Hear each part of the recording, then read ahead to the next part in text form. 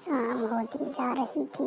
पूजा अपने कमरे में अपने पति का इंतजार कर रही थी। उसकी नई नई आज ही शादी होकर आई थी। उसका पति पूजा को बिना बताए कहीं चला गया था। पूजा को तो बिल्कुल ही नहीं पता।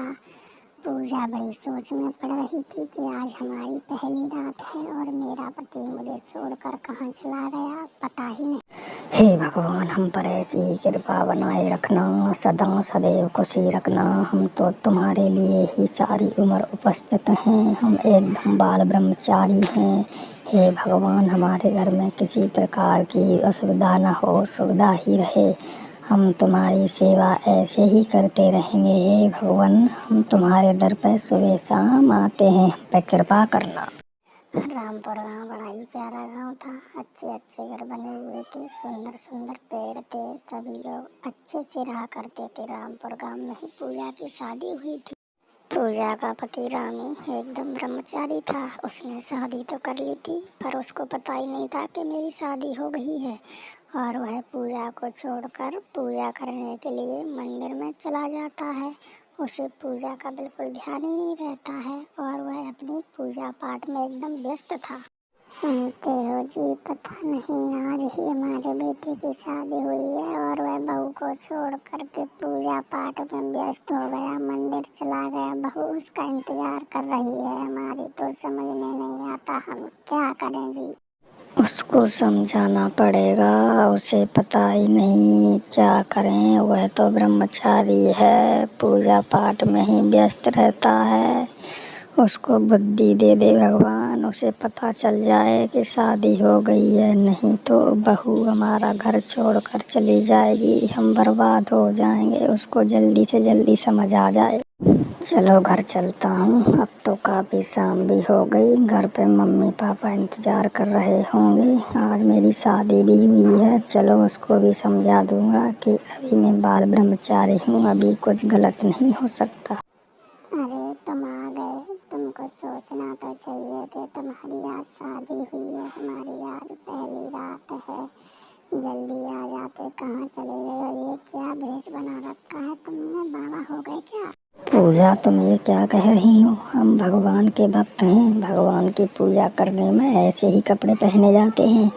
तुमको बिल्कुल पता नहीं, हमारी पहली रात है तो ये सब वहम अभी निकाल दो। अभी मैं ये सब कुछ नहीं कर सकता, तुम्हें ऐसे ही गुजारना होगा मेरे साथ।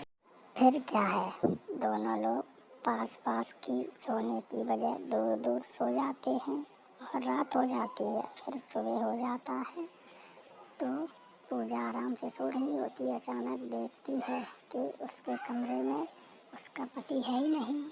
हे भगवान, कैसा पति दिया है मुझे, इसके साथ मेरी ज़िंदगी कैसे कटेगी, ये तो मुझे देख ही नहीं रहा है। चलो आज माँ बाबू से बोलती हूँ, नहीं तो मैं घर छोड़कर ही चली जाऊंगी। सासू माँ, तुम्हारा बेटा इस लायक था ही नहीं, तो फिर तुमने शादी क्यों की, मेरी ज़िंदगी खराब क्यों कर दी। वह तो मेरी तरफ देख भी नहीं रहे हैं, कल से मैं आई हूँ, मुझसे बात भी नहीं करी है, ना ही मेरे पास आ रहे हैं। मैं इस घर में कैसे रहूँगी, मेरी ज़िंदगी कैसे पार लगेगी। मैं इस घर में नहीं रह सकती सासू माँ, मैं क्या करूँ, अपनी ज़िंदगी नरक नहीं बना सकती। नहीं बहू, हम कुछ ना कुछ जल्दी ही करवा देंगे, तुम ऐसा मत बोल। आज ही हम अपने बेटे को समझाएंगे, तुम हमें छोड़ के नहीं जाना, नहीं तो हम जीते जी मर जाएंगे। आज शाम को आने दे, बेटे को हम समझा देंगे। बहू, तू थोड़ा सा सब्र और कर ले मेरी बेटा। चलो अब तो घर चलता हूँ, सभी लोग इंतज़ार कर रहे होंगे। काफ़ी देर से पूजा पाठ कर लिया, अब तो शाम भी होने वाली है। बीवी भी इंतज़ार कर रही होगी, आज थोड़ा उसको और समझाऊंगा। चलो चलता हूँ घर। बेटा, तू क्यों इस घर को नरक बनाना चाहता है। बहू इस घर को छोड़कर चली जाएगी, आज उसने हमको बताया है। तूने बहू से बात भी नहीं की, क्यों दूर दूर भाग रहा है। ब्रह्मचारीपना खत्म करके बहू को अपना ले बेटा, नहीं तो घर बर्बाद हो जाएगा। मैं तेरे हाथ जोड़ती हूँ। नहीं माँ, आप चिंता नहीं करो, मैं उसको भी अपना लूँगा और पूजा पाठ भी चलता रहेगा। अब मैं यही सोच कर आया हूँ, आज से पूजा को मैं बहुत खुश रखूँगा। आप किसी बात की चिंता नहीं करना। पत्नी को खुश रखना ही सबसे बड़ा धर्म होता है। अगर पत्नी दुखी है, पति खुशी है तो बिल्कुल अच्छा नहीं होता। अब मैं जा रहा हूँ पूजा के पास उसको खुश करने। फिर क्या, रामू अपनी पत्नी पूजा से माफ़ी मांग लेता है। सभी काम उनके अच्छे से चलने लगते हैं। पूजा भी खुश हो जाती है और अपनी पहली फर्स्ट नाइट वह धूमधाम से अच्छे से मनाते हैं। पूजा अब काफ़ी खुश रहती थी।